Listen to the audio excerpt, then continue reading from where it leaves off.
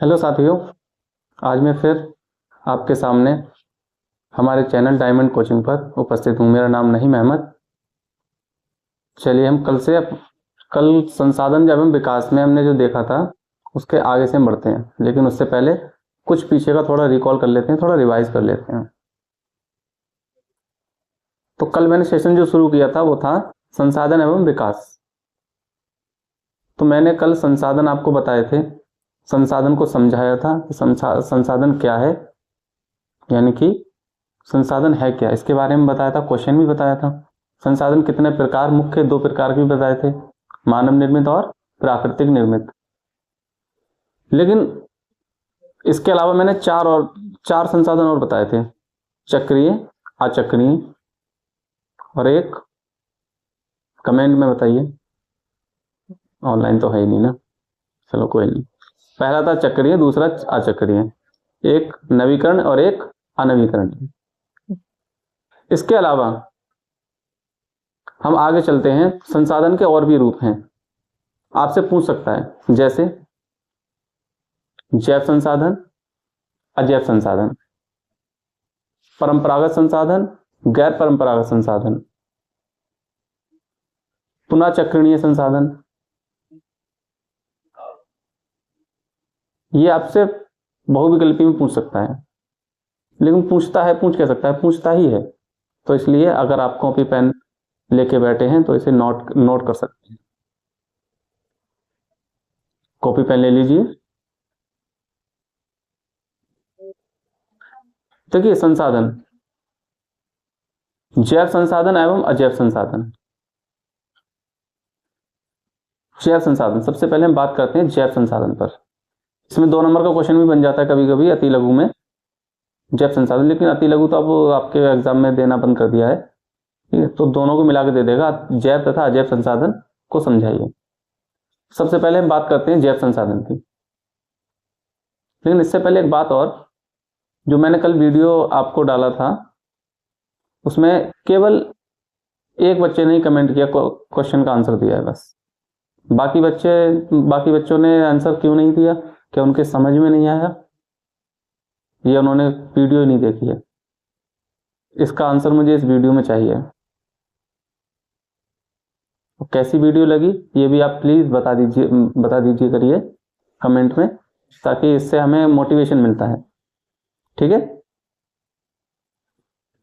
तो और एक चीज और जो कि आपको शायद कमी लग रही हो इसमें, कि मैं बहुत स्लो समझा रहा हूँ, बहुत स्लो आपको बता रहा हूँ।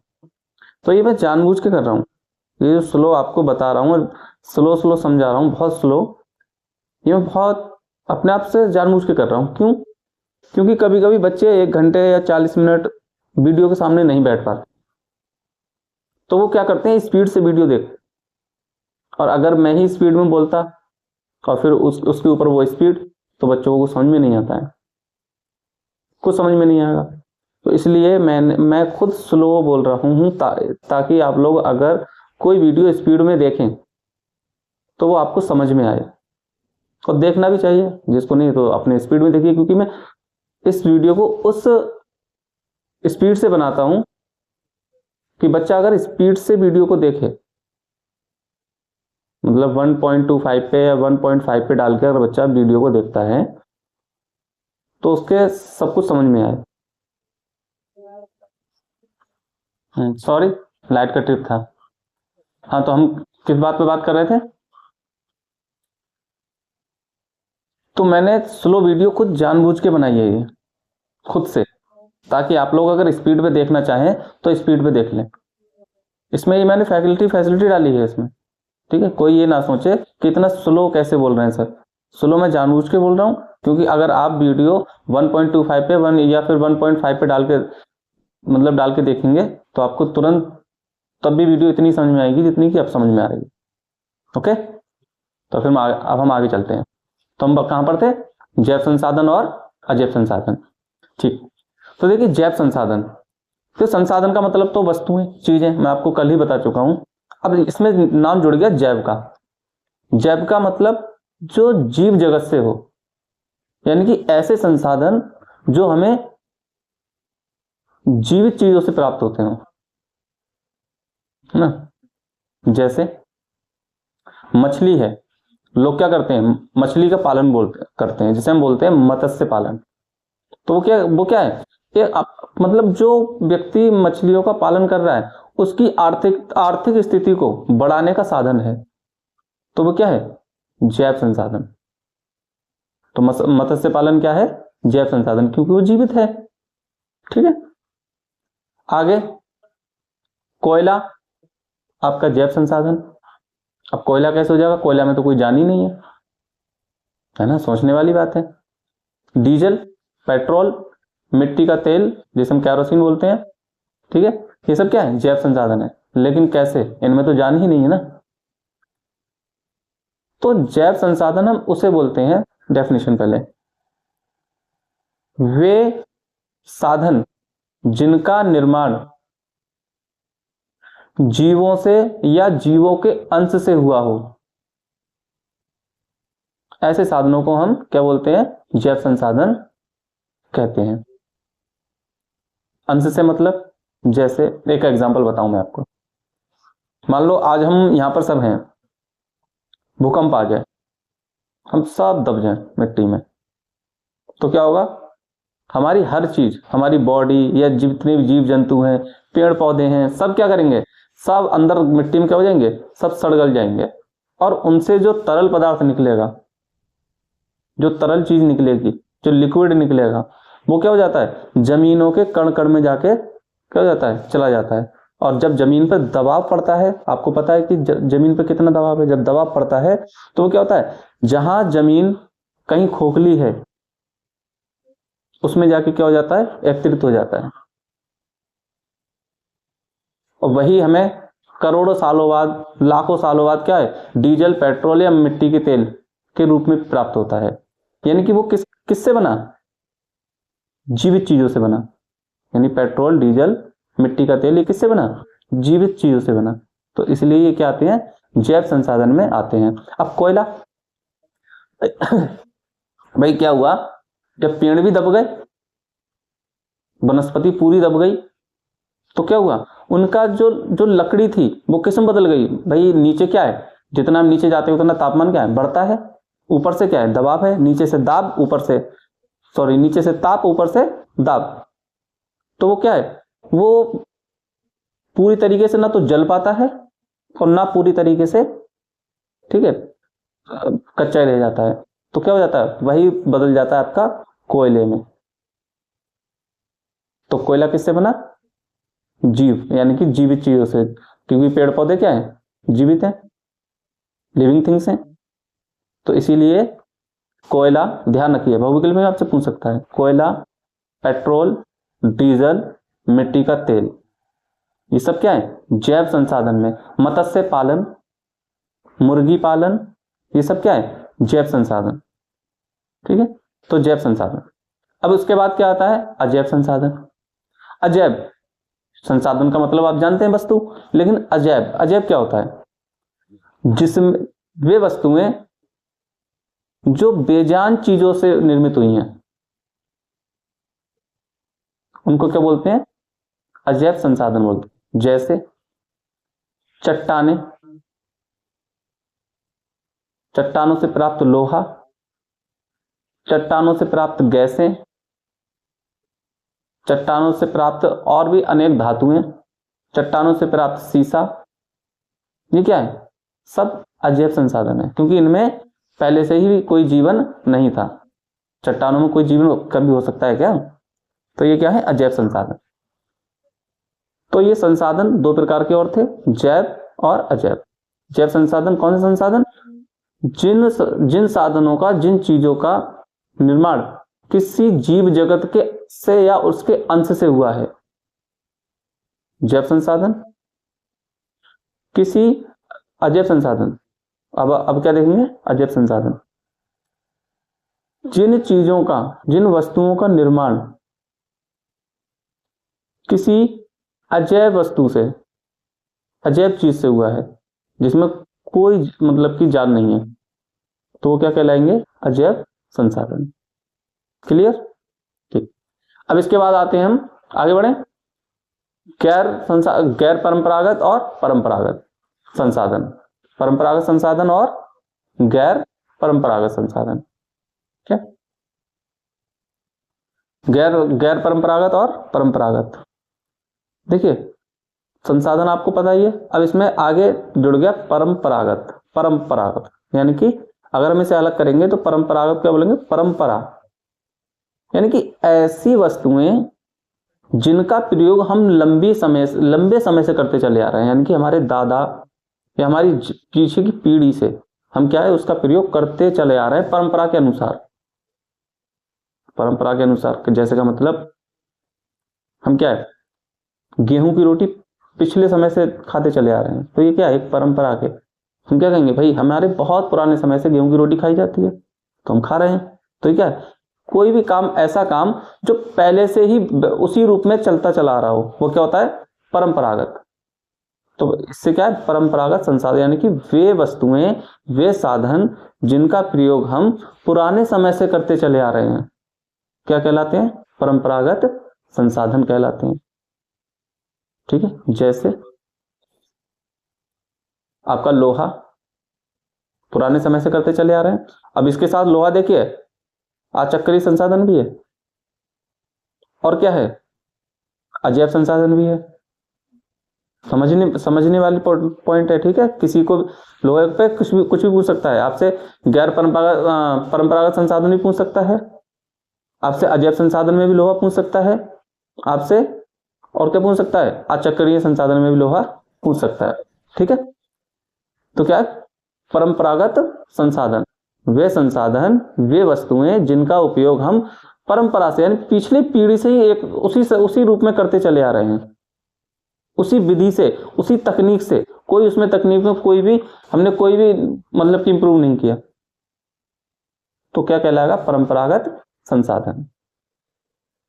अब आता है गैर परंपरागत संसाधन।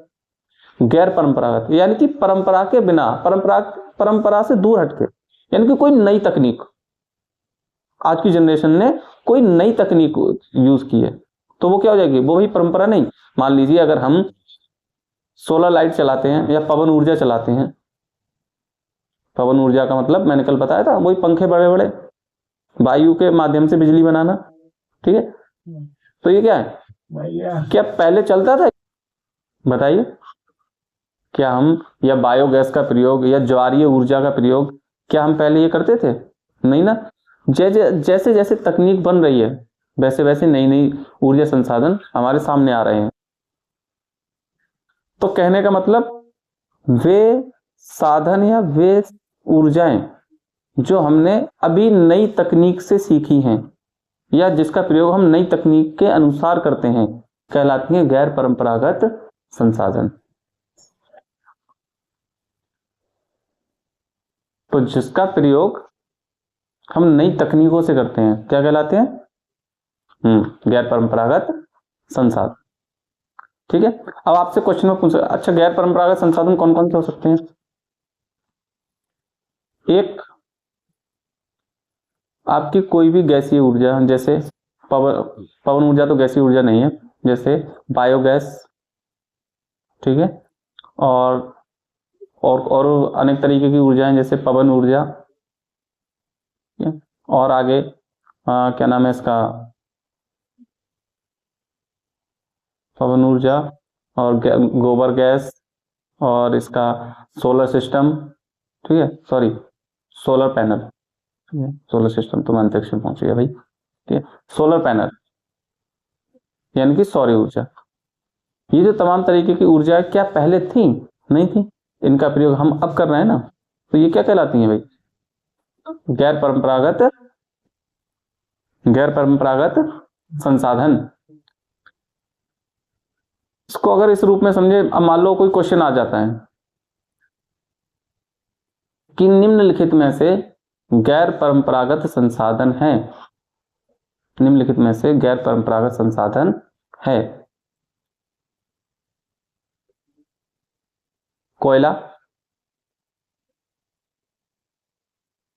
विद्युत ऊर्जा, सौर ऊर्जा, इनमें से कोई नहीं। तो आंसर आप कमेंट में दें, ताकि मुझे पता भी तो लगे कौन पढ़ रहा है कौन नहीं पढ़ रहा। पूरी वीडियो कोई देखता भी है नहीं, क्योंकि कल की वीडियो में केवल एक ही बच्चे ने आंसर दिया है, बाकी किसी ने, मुझे तो ऐसा लगता है किसी ने वीडियो नहीं देखी है ना। खैर, तो हमने फिर अब इसके बाद आते हैं पुनः चक्रणीय संसाधन। पुनः चक्रणीय संसाधन मतलब ऐसे संसाधन जो खत्म भी होते हों और खत्म भी नहीं होते, खत्म होके भी खत्म नहीं होते, हमें दिखते नहीं है, मतलब बार बार बनते रहते हैं, बार बार बनते रहते हैं। जैसे आपकी विद्युत ऊर्जा,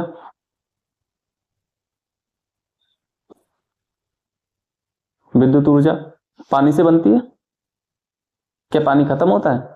वो तो बन रही है और खर्च भी हो रही है और बार बार बन भी रही है। सौर ऊर्जा, ठीक है, तो ये क्या है? सब पुनः चक्रणीय ऊर्जा है। लेकिन क्या कोयला पुनः चक्रणीय है? पुनः चक्रणीय है?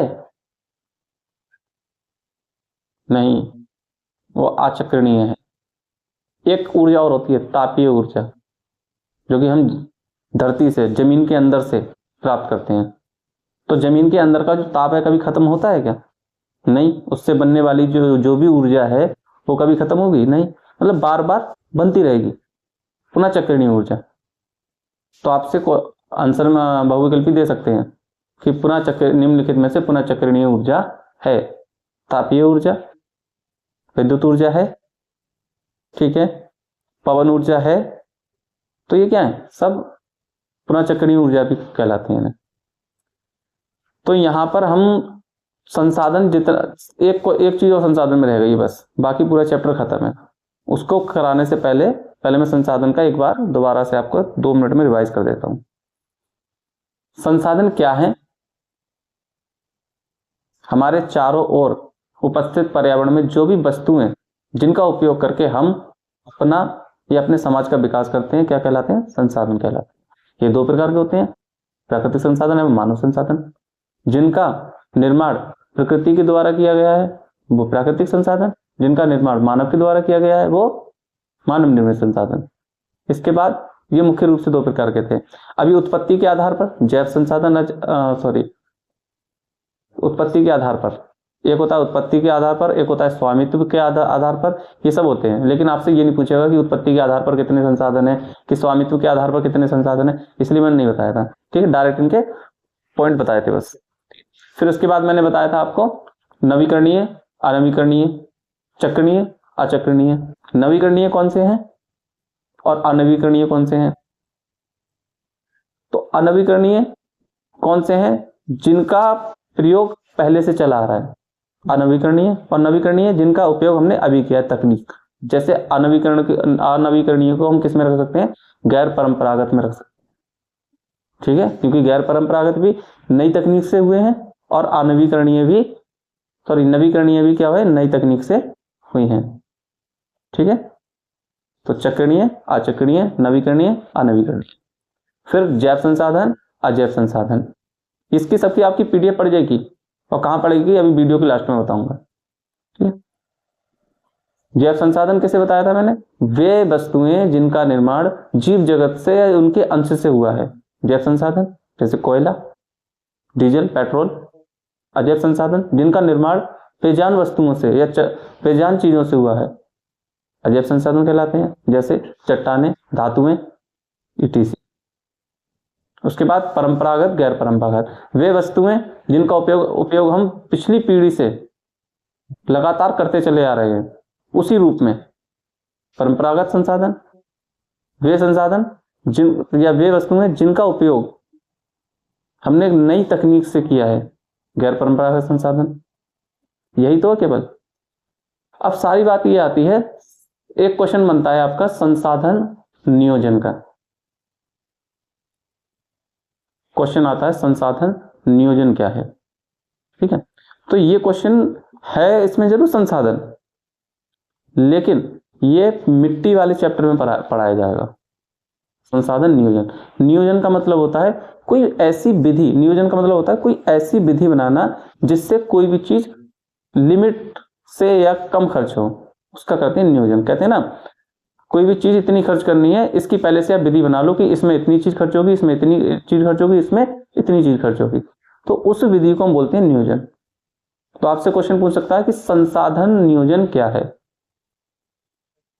ठीक है, तथा इसके प्रभाव बताइए। तो जाहिर सी बात है, अगर कोई संसाधन है, हम किसी का बेतुकी से इस्तेमाल कर रहे हैं, तो उसका बुरा प्रभाव तो हम पे पड़ेगा पड़ेगा। अगर हम उस संसाधन का नियोजन कर रहे हैं, उसे सही ढंग से सही तरीके से यूज कर रहे हैं, तो उसका हमें क्या मिलेगा, लाभ मिलेगा। लेकिन ये जो क्वेश्चन जुड़ा है वो जुड़ा है आपकी मृदा से, मृदा वाले चैप्टर से। लेकिन मृदा वाला चैप्टर ना तो आपकी किताब में है और ना आपके मॉडल में, यस पेपर में नहीं है, लेकिन क्वेश्चन बनता है वहां से। क्यों? क्योंकि आपके संसाधन एवं विकास जो चैप्टर दिया है, उसी के अंदर मृदा को, क्योंकि सारे संसाधन कहां से मिलते हैं, मृदा से, तो जाहिर सी बात है मृदा भी पढ़नी पड़ती है। तो उन्होंने क्या किया, सारे क्वेश्चन जो थे संसाधन वाले चैप्टर में रख दिए लाके, लेकिन पूरी तरीके से भी नहीं रखे, क्योंकि मैंने बोर्ड के करीब 15 साल या 20 साल के क्वेश्चन उठा के देखे थे, उसमें हर बार मृदा से क्वेश्चन है, और जबकि मृदा का चैप्टर भी नहीं है बुक में, तो क्वेश्चन है, क्योंकि वो क्वेश्चन किससे जुड़ा है, संसाधन से। तो इसीलिए, लेकिन हम क्या करेंगे, संसाधन को अलग रखेंगे और मृदा को अलग से पढ़ेंगे, ताकि दोनों में बिल्कुल क्लियरिफिकेशन हो सके, ठीक है। तो हमें केवल संसाधन में क्या देखना है, संसाधन को समझाइए, जैव संसाधन, अजैव संसाधन, ठीक है। ये तो आपकी थ्योरी वाले क्वेश्चन है, जो आपसे थ्योरी में पूछे जाएंगे, पूछे जा सकते हैं, पूछे जाएंगे ही, इंपॉर्टेंट है। अगर इस चैप्टर से क्वेश्चन बनता है तो यही पूछा जाएगा, संसाधन को समझाइए तथा इसके प्रकारों को बताइए, या फिर जैव तथा अजैव संसाधनों को समझाइए। ये आपके थ्योरेटिकल क्वेश्चन है। अब बाकी जो आपके एमसीक्यू क्वेश्चन है, यानी कि बहुविकल्पीय जो क्वेश्चन है, वो परंपरागत संसाधन, गैर परंपरागत संसाधन, ठीक है, और उसका चक्रीय संसाधन, अचक्रीय संसाधन, पुनः चक्रीय संसाधन, और इसमें भी ले लेते हैं जैव संसाधन, अजैव संसाधन, मानव निर्मित संसाधन, ये भी सब मतलब पूरा इकट्ठा करके क्या करते हैं, वो एमसीक्यू बना देते हैं। लेकिन थ्योरी में केवल जैव, अजैव और संसाधन, मानव निर्मित और प्राकृतिक निर्मित, केवल थ्योरी में इतना ही देंगे। संसाधन नियोजन देंगे, वो आपके मृदा का चैप्टर है, मिट्टी का, उसमें हम देखेंगे संसाधन का नियोजन कैसे करते हैं, इसका प्रभाव क्या है, ये सब हम उसमें देखेंगे, ठीक है।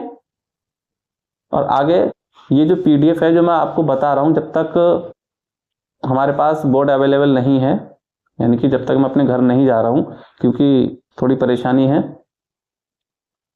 और अगर मैं 8 या 10 दिन बाद वीडियो मतलब शुरू करता तो काफ़ी टाइम लेट, मुझे लग रहा था कि हम लेट होते जा रहे हैं, तो इसलिए मैंने जहां हूं वहीं से केवल लेक्चर स्टार्ट किए हैं।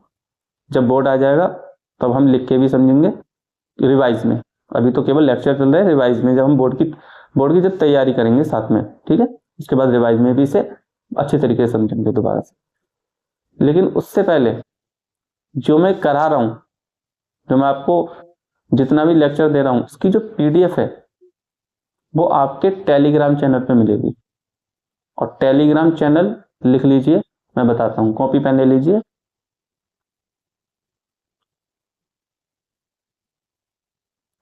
डायमंड कोचिंग, उसके आगे @ नहीं लगाना है, ठीक है, केवल डायमंड कोचिंग 098,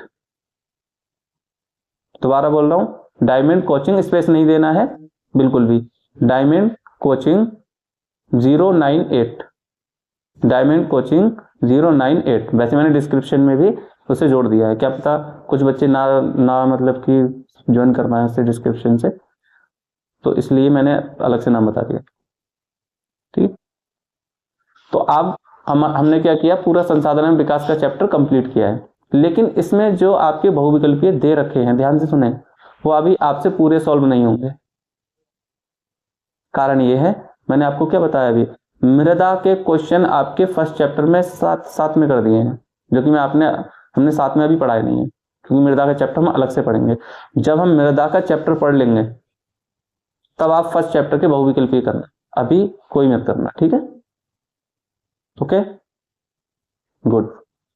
तो जब हम दोनों चैप्टर कर लेंगे उसके बाद बहुविकल्पीय करेंगे बिल्कुल कंप्लीट तरीके से। बहुविकल्पीय एक अच्छा रोल निभाते हैं क्योंकि आपके पूरे 70 नंबर का पेपर होता है जिसमें से 20 नंबर के केवल बहुविकल्पीय हैं।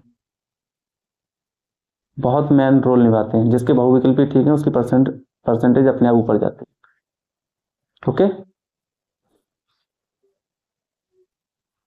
और एक बात और, कल क्या है, संडे को मृदा का चैप्टर हम कंप्लीट करेंगे क्योंकि छोटा चैप्टर, ज्यादा बड़ा चैप्टर नहीं है। और मंडे को मृदा का चैप्टर और संसाधन एवं विकास का चैप्टर, इन दोनों चैप्टर का टेस्ट होगा। और कोई भी क्वेश्चन मुझे रटा हुआ नहीं चाहिए, इतना याद रखना। जैसे समझा रहा हूं वैसे ही समझिए और अपनी तरफ से क्वेश्चन को हल करने की कोशिश करिए। अभी हमारे बोर्ड का टाइम दूर है, प्रैक्टिस करिए। ठीक है, अभी आपको कोई नंबर नहीं मिल रहा है ना कोई नाम मिल रहा है, प्रैक्टिस करिए। गलत होगा तो भी और ना हो, सही हो तो भी, बस आपको लिखना है। जितना लिख लोगे सामाजिक में उतने अच्छे नंबर आएंगे। ठीक है, और बाकी देखिए मैं तो अपनी कोशिश कर रहा हूं काफी समझाने में, पढ़ाने में। अगर इसमें कोई आपको कुछ इम्प्रूव करवाना है या कुछ कहना है कि सर ऐसे नहीं कि ऐसे, कुछ अपना कुछ रखना है आइडिया, या वीडियो समझाने का तरीका कुछ अलग है, ठीक है, तो आप मुझे बता सकते हैं क्योंकि आप बताएंगे तभी गलतियां सुधरेंगी। लेकिन फिलहाल में अभी तो केवल लेक्चर हैं। जब बोर्ड आएगा और हम लोग लाइव आएंगे उसके बाद पढ़ाई का मजा अलग होगा। अभी तो केवल बोरियत सी हो रही है, मुझे खुद पढ़ाते पे बोरियत सी हो रही है क्योंकि मैं आप लोगों से कुछ पूछ नहीं पा रहा हूँ ना कुछ बात कर पा रहा हूँ, केवल मैं ही बोले जा रहा हूँ। जिस दिन हम लाइव आएंगे और बोर्ड होगा पीछे, मजा उस दिन अलग ही आएगा। ओके, बाकी वीडियो आपको कैसी लगी कमेंट में जरूर बताइएगा। और एक चीज का ध्यान रखें, चैनल आपके लिए बनाया है, आपके ऊपर भरोसा करके बनाया है। जहां जैसा हो सके वीडियो को शेयर कीजिए, लाइक कीजिए, कमेंट कीजिए और ज्यादा से ज्यादा सब्सक्राइबर्स, अभी इस समय हमें चैनल को ग्रो करने की जरूरत है।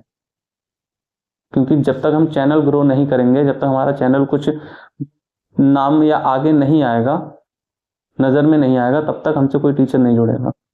क्योंकि हर कोई टीचर एक अगर यूट्यूब पे पढ़ाना चाहता है तो एक बड़े प्लेटफॉर्म पे पढ़ाना चाहता है। और अभी हम बड़े के नाम से तो छोड़ो, कहीं से कहीं तक नहीं दिखते यूट्यूब पे। तो ये आपकी जिम्मेदारी है, ये आपकी कोशिश है। अब देखते हैं आपकी कोशिश कब तक रंग लाती है, कब तक हम दूसरे टीचर्स को यहाँ पर जोड़ सकते हैं। तो प्लीज जहां जहां जैसे जैसे आपको शेयर कर वीडियो कर मिले वैसे ही आप करें और चैनल को सपोर्ट करें। Thank you. कल मिलते हैं अगले सेशन के साथ।